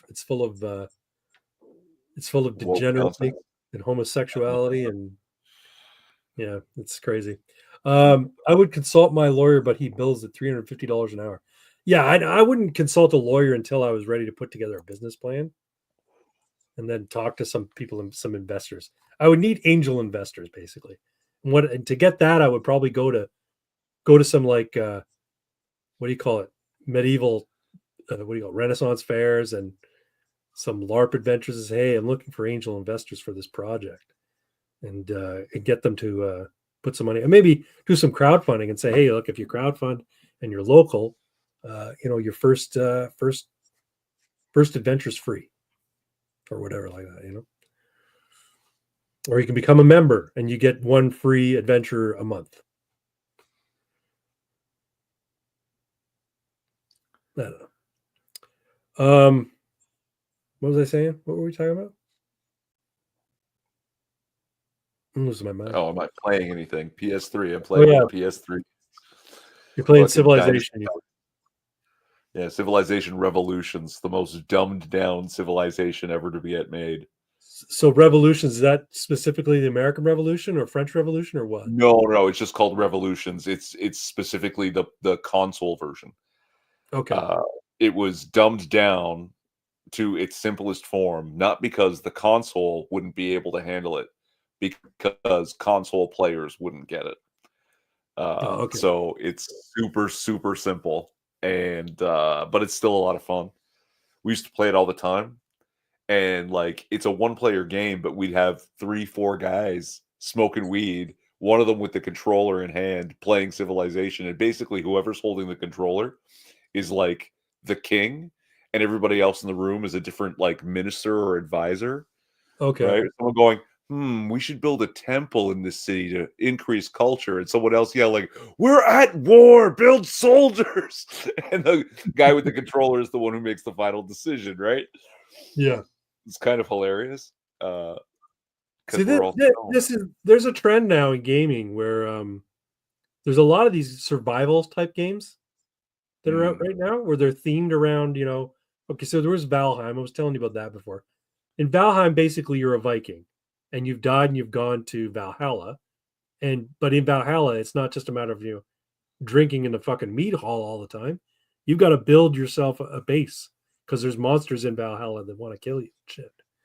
So in Valheim, you're this Viking and you can explore the realm of Valheim and you can build a boat, fucking sail across the oceans on Valheim. But a lot of it is like, we got to chop down a bunch of trees. We got to mine a bunch of rock. And we got to build ourselves a little base because at nighttime, the skeletons come, right? I'm like, okay, that's kind of fun, I guess. But it's a lot of building and shit. And it's like, that doesn't seem like an adventure to me. That seems like tedium. And there's just so many of these games out here right now. Like No Man's Sky is kind of like that. But No Man's Sky is like you're collecting resources so you can get a better ship and a better tool so that you can explore more. So exploration is like supposed to be the goal behind No Man's Sky. But what they've made it is to appeal to the survival gamers. They said, well, now you can build bases. You can even build underwater bases. And you can build, you have a freighter that you can live on. And you can, like, all of these things where I want to upgrade my ship. Like, okay, don't you want to go on an adventure? Don't you want to fucking explore? Because that's what I was doing. Like, I started building bases. And what ended up happening with No Man's Sky is I would just end up building giant fucking structures on random planets. And then I'd leave them. So I remember making something it was basically just a big fucking pyramid because I wanted to build a big fucking pyramid. I made a giant maze next to the big fucking pyramid. And then I turned it into like, here's an attraction. And I put a landing pad so ships could land there and people could go through the maze or go into the big fucking pyramid. And then I wasn't trying to build a base. I was just like, cool. I got a lot of resources. I'm going to build this pyramid. And then I'd move on and I'd go and explore some other system. Because to me, the exploration is the fun part. The building shit is just, it's work. It's tedious. But I guess Minecraft really resonates with a lot of people. And that's all people want to do sometimes. I know. I do like, I mean, I call them, I don't know if there's a word for them, but the slow and grow type games, right? Yeah. Like SimCity and Caesar and fucking Planet Zoo. Right. Right. I get a kick out of them. So the fact that you could stop exploring for a minute and treat it like a slow and grow is not, it's not unappealing to me. No. See, there's that one coming from Hello Games, the ones who did No Man's Sky, called Light No Fire, right? Mm-hmm. And basically, it's supposed to be a planet-wide sort of fantasy exploration adventure. My concern is that it's going to turn into just No Man's Sky on one planet, and it's just you're going to build your castle. Whereas I want it to be, we're on this giant fantasy planet, and we're going to explore it and find adventures. I would love to see. So kind of like, you know, Skyrim, you can build a house there, but Skyrim, it's about going on adventures and going into fucking caves and killing shit. I hope that Light No Fire is like a planet-wide Skyrim. That's what I hope for. From what I understand, or maybe am I just hoping it based on what I saw? It's do what you want. Yeah. Like, because sandbox. Yeah, right. So you can be an adventurer and somebody else can be a homesteader. And you'll come across their homestead and trade with them or try and raid them or something. I don't fucking know. Yeah. You know, because apparently the planet is the size of a planet. Yeah. That's the real gimmick with this one, right? Like, you know, the way No Man's Sky is infinitely big and it's procedurally generated like as well, right? Yeah, right. And like what's it called there? Elite Dangerous is the size of our galaxy, roughly. Right. Right. And this one is like, oh, it's actually the size of Earth. Right. That's Well, what cool. makes this crazy. See, I like that idea, but the thing, and I like the idea of like the cool thing about No Man's Sky being procedurally generated is, you know, any system you go to, until you've discovered it, you don't know what it's going to be like, right? And it's just going to go, right? What I would like to have happen in Light No Fire would be that you would go exploring, and then procedurally there'd be some fucking ruin that you go and explore. And once you enter the ruin, there's going to be monsters to fight. There's going to be traps to overcome. There's going to be treasures to find. And you never know what's going to be next, right? Because it's all procedurally generated. But what I don't want is just basically, you know, procedural generation of an environment, but procedural generation of playable content. Does that make sense? Yeah, that's I don't know if that's trickier. It sounds like it would be trickier for someone who's coding it, right? Well, they did kind of do it with No Man's Sky because they had little settlements, right? There was an update where they added settlements. So if you're in a Korvax system, you'll land somewhere on a planet and there'll be a bunch of structures, and in and around all the structures are a bunch of Korvax, and they'll say, "Welcome to, you know, this town. We need a mayor," and then you can become the mayor, and they'll give you little quests to do and things to take care of and shit like that. Oh, that's so cool. So if they can do that for No Man's Sky, I don't see why they couldn't, you know, say, make a pig farmer standing out in his pig field saying, "My pigs are fucking missing. Go find my pigs." You know what I mean? That seems like a reasonable thing for a procedurally generated game to do. Or, you know, the Jabberwockies destroyed half the village. Someone needs to slay the Jabberwocky. He went to the east, and then you got to go and find all the clues to find the Jabberwocky. Kill the Jabberwocky. I think that's possible. And it would be even cool if you could do it in real life in a fucking warehouse that you leased and decorated a dungeon.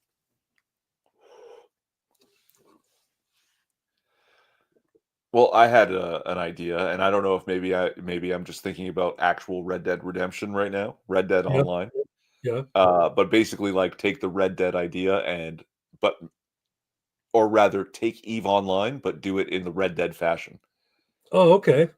Right. So, but the thing is, what would be necessary is exactly that, like NPCs. You'd need to have NPCs galore to make it work, right? Rather than relying entirely on players making everything happen. Yeah, all the interaction, yeah. Yeah, because like, okay, if your map is big enough and there are people that are literally trying to travel from the East Coast of the early United States out to fucking Utah or California. Right, well, right. you might find an empty spot in the middle of nowhere that's on the right direction, and maybe you start building a fort where there's a blacksmith. Yeah. And so people can, you know, reshoe their horses on their way out there. And Right. but if it's a good spot and it starts working, you draw NPCs to it.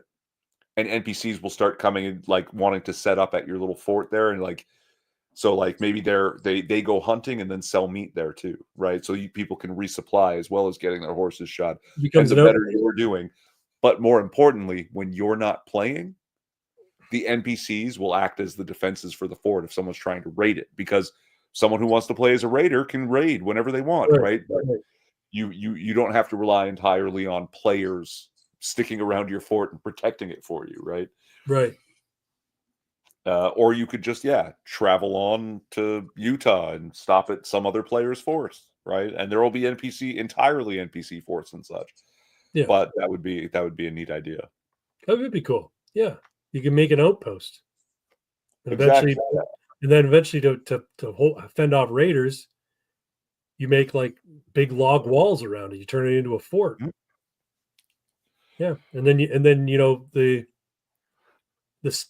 the militia of the area, they come in and they set you up with cannons and shit. And that way you can defend against, savages. Or players. Or other players. Players like Fox who will raid my fort, because that's how he would play that. What if you could play as a godless savage? Yeah, sure, why not? Yeah, that'd be awesome. There's got to be some Shoshone on the way, right? Yeah, that'd be cool. I'd be down for that. Yeah. All right, what else we got here? I can find a cool joke. Just don't ask AI to write you a joke. No, I'm not gonna do that.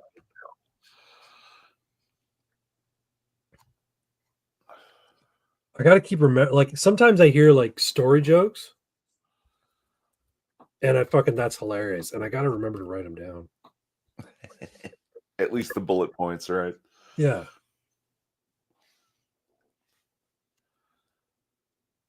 No, yeah, I haven't heard a proper joke in quite some time. Is that Pox dinging us? Oh, maybe. I don't have my Facebook open, so it could be.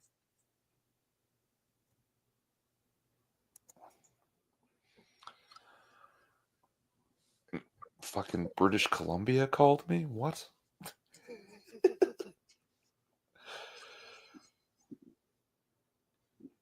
Yeah, I'm not sure what Pox is sending us here.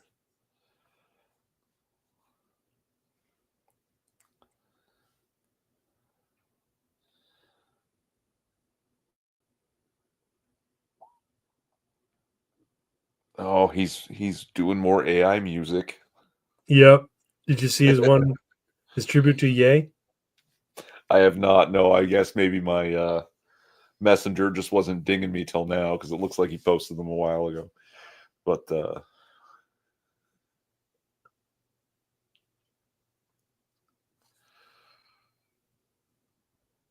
any luck there with Yeah, I think I've got one.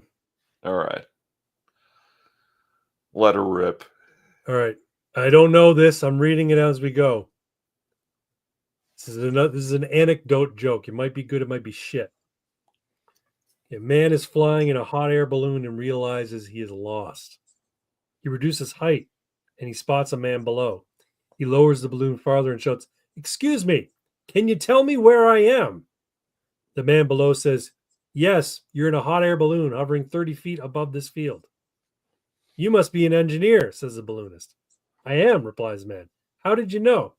"Well," says the balloonist, "everything you have told me is technically correct, but it is of no use to anyone."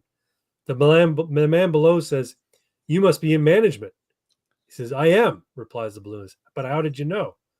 "Well," says the man, "you don't know where you are or where you're going, but you expect me to be able to help. You're in the same position you were before we met, but now it's my fault." It's true. It's decent. But now it's my fault. All right, here's one. A climber fell off a cliff, and as he tumbled down, he caught hold of a small branch. "Help! Is there anybody up there?" he shouted. A majestic voice boomed through the gorge. "I will help you, my son. But first, you must have faith in me." "Yes, yes, I trust you," cried the man. "Let go of the branch," boomed the voice. There was a long pause, and the man shouted up again, "Is there anybody else up there?"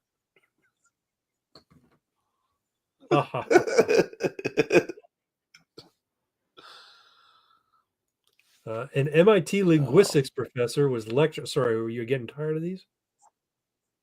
No. All right, here's Go one ahead. more. Go ahead. An MIT linguistics professor is lecturing his class the other day. In English, he said, a double negative forms a positive. However, in some languages, such as Russian, a double negative remains a negative. But there isn't a single language, not one, in which a double positive can express a negative. A voice from the back of the room said, "Yeah, right."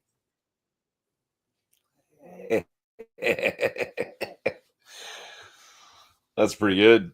That's pretty good, actually. That's not bad. Anyway, folks, we're coming up to about 2 hours now, and my heartburn's gone, which is good. I thought it might be worse after eating those pepperettes, but it seemed to be calmed down a bit. And I think I'm going to call it a night. I got to get up tomorrow and go have an adventure in a dungeon. And I'm going to be a wizard. Oh, but first you got to do that Canadian cardio. That's right. I got to shovel the driveway. I'll do that when I get off the live stream with you. What are you up to tomorrow? You got anything planned? You going to the gym day tomorrow? Gym day tomorrow, yeah. Nice. Got to try. A lot of Alright. cardio to do. A lot of cardio. Yeah, because you ate too much. Eat too much pizza. Yeah, and like, I don't know. Yeah, doing the cardio, even if I feel like, oh, I didn't do so well, like I cheated my diet a little bit, or I should have been stricter, I still feel like I'm seeing the difference. I'm feeling like, pants are looser. So it's like, oh, okay, so even if I'm not in the deficit I want to be, right, the cardio is really covering when I'm not at my most disciplined, right? So right, yeah. No, it's worth doing because not only that is it puts you in the mindset that like I'm paying the price for my bad behavior. And so you feel satisfied with what you're doing as like, yeah, okay, I overindulged the other night. Now I'm paying the price. I'm going to run on this treadmill for 30 minutes and get this shit out of me. Are you doing any lifting tomorrow or just cardio? Both, yeah, it'll be both. Like so my Sunday and my Tuesday now are going to be all like I want to use the word epic workout days, but no, just I have more free time on those days. So I'm gonna throw it into the gym, rather than like be rushing, Yeah. Well, I do my cardio as a separate workout. So, because understandably, apparently, it's not a good idea to do your workout and then immediately go and do cardio, or vice versa. So, according to Dr. Mike Israetel, that filthy Jew, you should give yourself a few hours between. And while you're doing your cardio, have a protein shake, so that you're replenishing, any protein you might have been using in your rest. You're getting more protein back into you. I don't know. This is what he says. Who can trust him? He's a Jew. Anyway, the specifics of that are weird. Okay, so we say cardio, but really what we mean is going for a walk at a decent pace. Yes, right? Yeah. Now, in terms of workout and fitness, that's not really cardio. No. What they mean is don't do a 5 mile, where you're breaking 6-minute miles and then immediately work out. Like you don't lift weights after that. You do need hours in between for that. Yeah. But your half-hour walk is basically a good warm-up. Yeah. And then you can lift and it's fine. You're not interfering one for the other. But the HIT idea that you're talking about, that really does need recovery time, right? Yeah. Like that, because it's not just high intensity, it's high impact. Yeah. And that means that, like especially if you're trying to do a leg workout, if you just did your high intensity cardio yesterday and today is leg day, you're fucked. I did you haven't recovered from that. My Fridays and my Mondays are leg day. So Friday is focused. Well, this Friday I did just legs, because Monday I did just arms. No, that's not true. Monday I did just arms. It should have been arms focus and then legs. And then yesterday, Friday was supposed to be legs focused and then arms. And that's what I ended up doing. I ended up doing mostly leg exercises and then a couple of arm exercises. So, and then Tuesday and Thursdays are my upper body, like chest, shoulders, back. But yeah. And then Wednesday's a rest day. All right, man. I'm gonna go shovel that fucking driveway. Are you gonna go shovel your fucking driveway too? All right. No, You I can gonna wait do for the yours? morning. That'll be Yeah, my wait for warm the- up before I go to the gym. There Yeah. you go. Good call. Folks, thanks for coming out for tonight's live stream. I appreciate you all being here. Next week, if all things go as according to plan, we'll be back over on Mr. Twins channel for the Casual AF. Not sure what he's got planned there, but we'll see what happens. Otherwise, have yourselves a great weekend. Stay warm out there because it's cold, and shovel yourselves out of your house at some point before you die. Oh, and stick around for the outro because I paid lots of money for it.